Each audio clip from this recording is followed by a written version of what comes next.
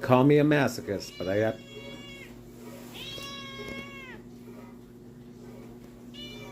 Let's go outside. We got some weather.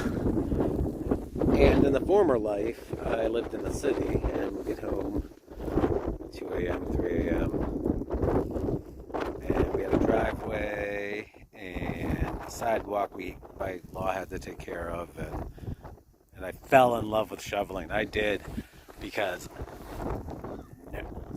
no one was. I am getting animals, man. I am getting. No one was up. The din of the city was muffled. The lights were muffled. It was just like finally there was some quiet. And so, imagine that in a place like this where it's already pretty quiet. That's why.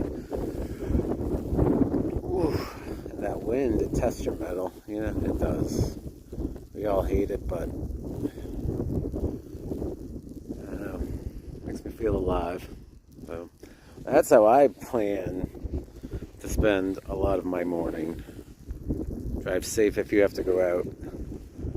Hunker down. Watch your Super Bowl. Enjoy your Sunday, everyone.